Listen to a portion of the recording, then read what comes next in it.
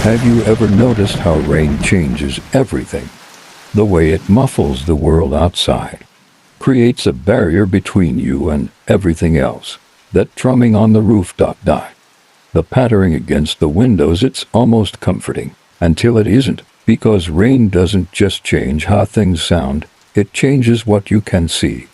It blurs the lines between what's real and what's just a shadow playing tricks on your mind. And sometimes, just sometimes, when the rain is pouring down so hard that you can barely see your hand in front of your face, when the power flickers and threatens to leave you in complete darkness, that's when the barriers between our world and others grow thin.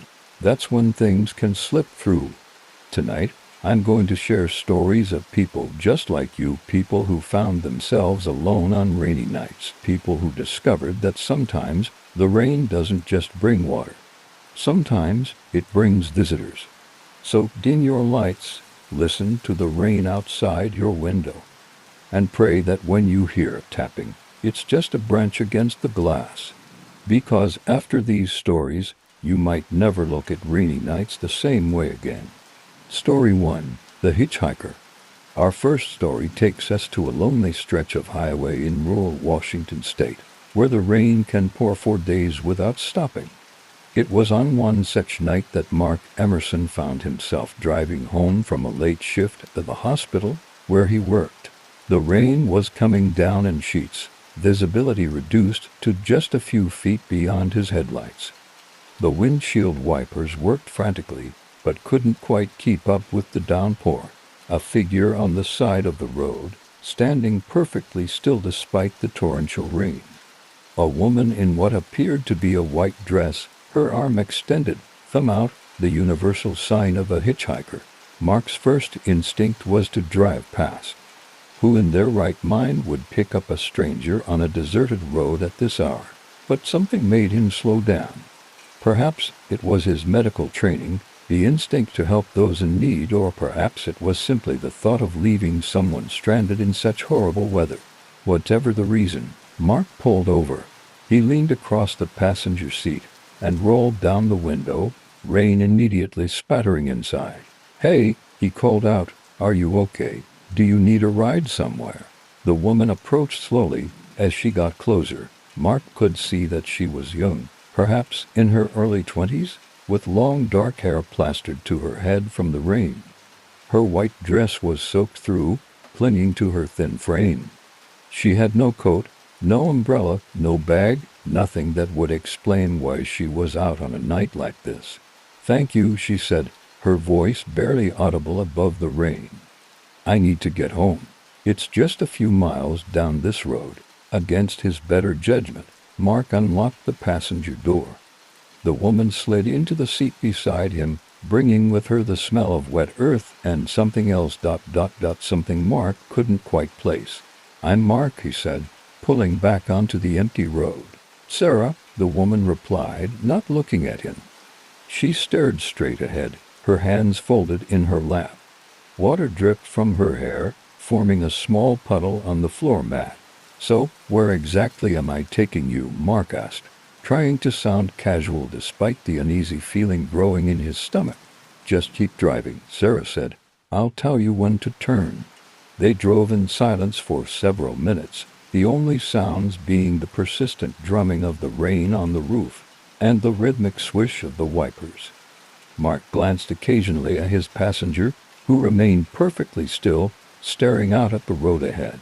"Pretty awful night to be out hitchhiking," Mark said eventually, unable to bear the silence any longer.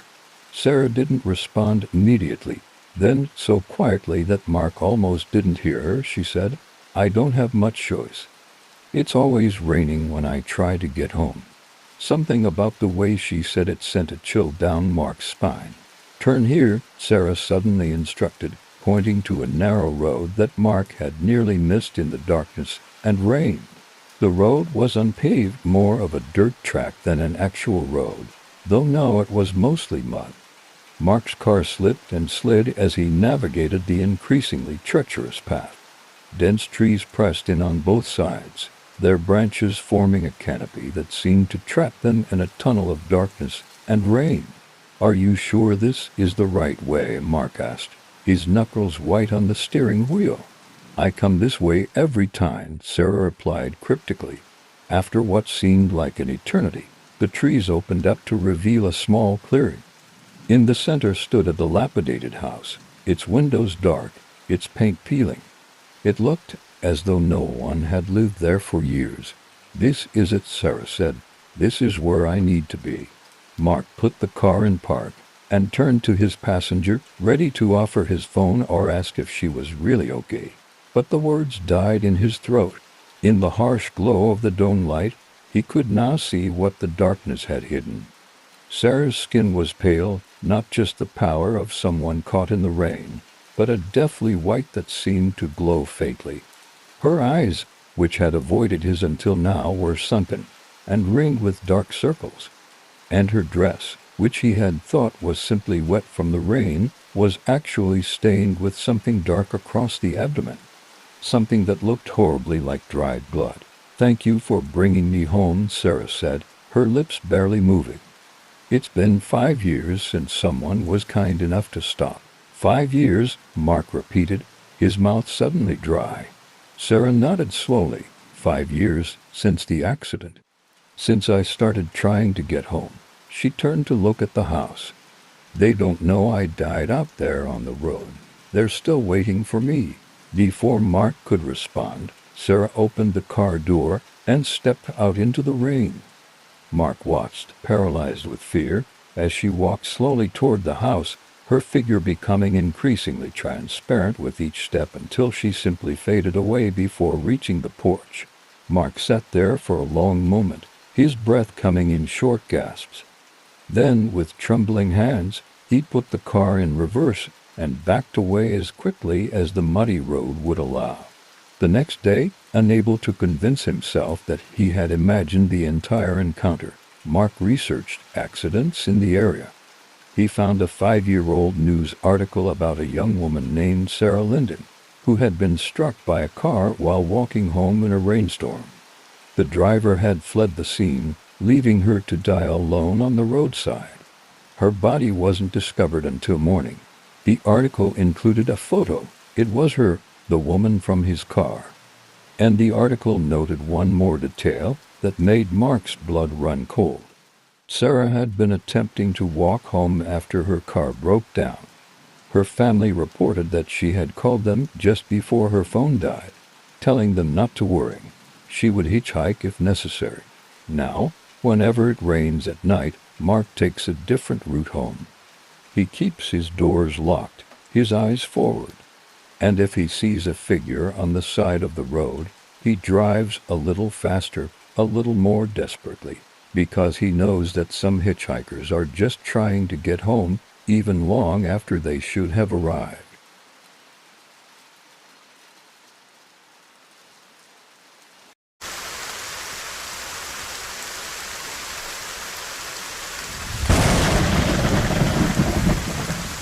Story 2. Tap, tap, tap. Our next story comes from a small apartment in Boston, where graduate student Myra Chen found herself alone during one of the worst storms the city had seen in decades. Myra had always prided herself on her rationality. As a PhD candidate in neuroscience, she dealt in facts, in things that could be proven and measured. She didn't believe in ghosts or monsters, or things that went bump in the night. But beliefs can change. Sometimes all it takes is a rainy night and a sound that shouldn't be there. The storm had been raging for hours, sheets of rain lashing against the windows of Myra's fifth-floor apartment. The wind howled around the corners of the building, making the old structure creak and groan like a living thing. Earlier in the evening, the power had flickered, then gone out completely, leaving Myra with only candles and the rapidly draining battery of her laptop. She'd been working on her dissertation when the outage occurred, a deadline looming that couldn't be pushed back, storm or no storm.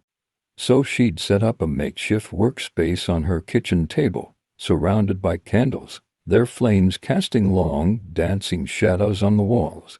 It was around midnight when she first heard it. A tapping sound, so faint at first that she thought it might be a trick of the storm. But as she paused her typing and listened, she realized it had a distinct rhythm. 3 taps in quick succession, then a pause, then 3 more. Tap, tap, tap, tap, tap, tap. It seemed to be coming from her bedroom window. Myra frowned. That was impossible. Her bedroom window faced an air shaft, not the street, and she was on the 5th floor. There was no fire escape outside that window, no ledge wide enough for anyone to stand on. Nothing could be tapping on that window except perhaps a bird, and what bird would be out in the storm? She tried to return to her work, but the sound continued, insistent and unchanging. Tap, tap, tap, tap, tap, tap. After several minutes, Myra sighed, saved her document, and stood up.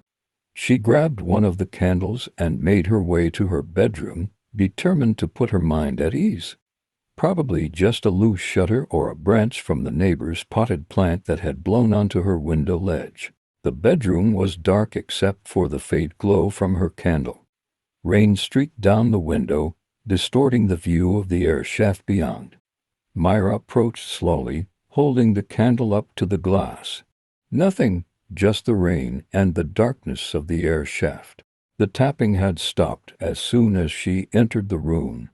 Myra stood there for a moment, feeling slightly foolish. Of course there was nothing there.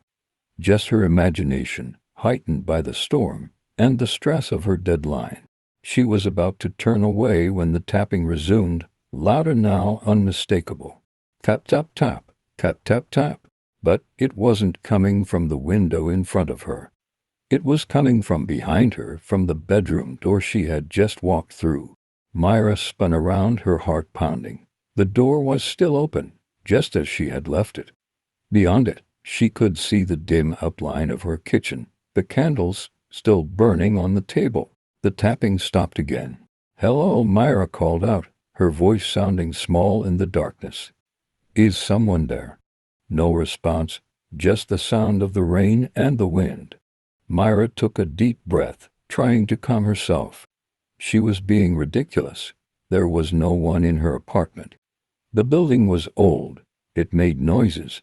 The storm was causing all sorts of strange acoustics. She walked back to the kitchen, determined to finish at least another chapter before turning in for the night. But as she sat down at her laptop, the tapping started again. Tap, tap, tap, tap, tap, tap. This time, it seemed to be coming from the front door of her apartment. Myra froze, her fingers hovering over the keyboard. It was well past midnight now. Who would be knocking on her door at this hour, in the middle of a blackout? "Who's there?" she called out, not moving from her chair.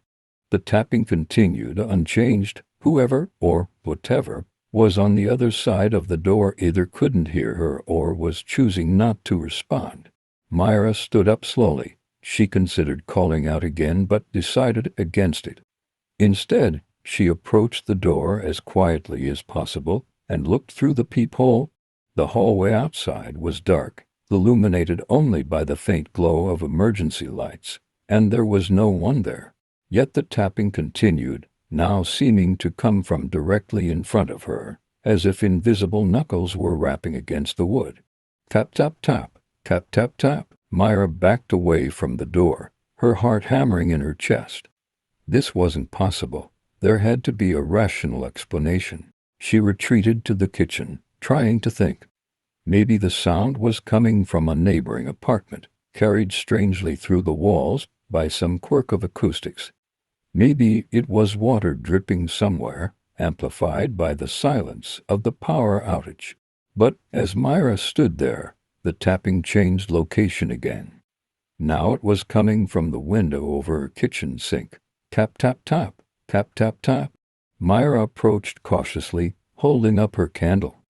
Like her bedroom, this window faced the air shaft, 5 stories up, no access from outside. Yet as she got closer, she could see something through the rain-streaked glass. A shape, darker than the darkness beyond. Something with what looked like long, thin fingers, pressed against the window. Tap, tap, tap, tap, tap, tap. The fingers moved, knuckles rapping against the glass. Myra stumbled backward, nearly dropping her candle. This couldn't be happening. There couldn't be something outside her window. "Let me in." The tapping resumed, more insisted now. Tap, tap, tap, tap, tap, tap. Myra ran. She didn't stop to grab her phone or her keys. She ran straight to her front door, yanked it open, and burst into the hallway. She didn't stop until she reached her neighbor's door, pounding on it with a desperation that matched the tapping that had haunted her. Myra spent the rest of the night on Mrs. Patel's couch, unable to explain exactly what had frightened her so badly. Just that there was something in her apartment, something that shouldn't be there. The next morning, after the storm had passed and daylight had returned, Myra went back to her apartment, accompanied by the building superintendent. They found nothing out of place, no signs of any intruder. The superintendent checked both windows and confirmed what Myra already knew. There was no way anyone could have been outside them. "Must have been the storm playing tricks on you," he said with a sympathetic smile. "These old buildings, they make all sorts of noises when the weather gets bad." Myra nodded, wanting to believe him, but then she saw it on the kitchen window, faint but unmistakable. Letters in the condensation, now drying in the morning sun. "I'll be back when it rains." Myra moved out that same day. She told her friends it was because of water damage from the storm. She never told anyone about the tapping or the message on the window. But to this day, whenever it rains, she double-checks her windows and doors. And if she hears any tapping, she turns the music up loud enough to drown it out, because some visitors only come with the rain. And some invitations should never be accepted. The rain continues to fall outside your window, doesn't it? That steady rhythm, so soothing under normal circumstances. I wonder if it sounds different to you now. If you're listening more carefully to the patterns it makes, wondering if there's something more to that tapping on your roof. Perhaps you found yourself glancing toward your windows, making sure there's nothing looking in. Or maybe you've been eyeing that unusual puddle in your yard, the one that seems deeper than it should be. That's the thing about rain. It transforms the familiar world into something else, something liminal, something in between. The boundaries blur, sound carries differently, shadows shift and change. And stories told during rainfall seem to seep deeper into our minds, don't they, as if the water helps them take root. We're halfway through our journey tonight. To Tales Down, one yet to come. The storm shows no signs of abating. So settle back, keep your lights low, and remember, that sound you just heard, it's probably just the rain. Probably. Story 3, The Radio Station. Our third story takes us to a lonely stretch of highway in the Midwest, where long-haul trucker Dave Matheson discovered a radio station that only broadcasts when it rains. Dave had been driving trucks for over 20 years, coast to coast, north to south, in all kinds of weather. He'd seen it all, or so he thought. Blizzards that turned highways into skating rinks, dust storms that reduced visibility to zero, fog so thick it felt like driving through cotton wool. But rain was his least favorite, not because it was particularly dangerous. Dave knew how to handle a rig in wet conditions. No, he disliked rain because of the monotony. Hours of the same sound, the same rhythm of wipers scraping across glass, the same gray view out the windshield. It made staying alert difficult, and alertness was a trucker's best friend on long hauls. It was during one such rainy night, somewhere in the emptiness of Nebraska, that Dave first found the station. He'd been flipping through the radio channels, looking for something anything to keep him company and help him stay awake for the final stretch of his journey. Static, country music, static, religious talk show, static, more country music. Then, as he turned the dial one more time, he heard something different. Not static, not music, but not quite a voice either. It was a sound that seemed to match the rhythm of his wipers exactly, a strange, pulsing hum that rose and fell with each sweep across the glass. Intrigued, Dave adjusted the volume. As he did, the sound clarified, transforming into a voice, soft, almost whispering, yet somehow perfectly audible above the rain and the rumble of his engine. Mile marker 147, approaching. Silver semi-truck driver alone, tired but alert, windshield wipers set to medium speed. Dave's hands tightened on the wheel. The voice was describing him, his truck, his exact situation at that very moment. He glanced at his odometer. He had just passed mile marker 146. Whatever this station was, it knew where he was with alarming precision. Dave's first thought was that it must be some kind of traffic monitoring system, perhaps broadcasting information for highway patrol. But why would such a system be describing individual vehicles in such detail, and how could it know he was tired? As he listened, the voice continued its eerily accurate narration. Considering turning off the radio, heart rate increasing, becoming concerned, wondering who we are and how we know. Dave reached for the dial, intending to find another station, but he hesitated. His curiosity was piqued. Who was behind this broadcast? How were they tracking him so precisely? A chill ran down Dave's spine. The voice had just spoken his name. His full name, which was not on the side of his truck, not broadcast anywhere. Just Dave's Trucking was painted on the door, not Dave Matheson. Dave hit the scan button, desperate now to find another station. The radio cycled through several channels, each producing only static, before returning to the mysterious broadcast. Can't escape us that easily. We've been watching you for miles, through every raindrop on your windshield, 1,000 tiny eyes. We see you, Dave Matheson. We see all who travel when it rains. The water connects us, allows us to reach through. Dave jabbed at the power button. The radio went silent. He drove in silence for several minutes, the only sounds being the rain, the wipers, and his own increasingly rapid breathing. After about 15 minutes, when his heart rate had returned to something approaching normal, Dave cautiously turned the radio back on, immediately setting it to a preset channel that he knew played classic rock.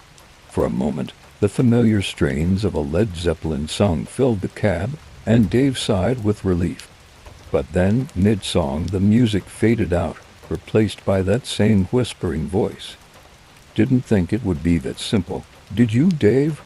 We told you, the rain connects us. As long as it falls, we can find you.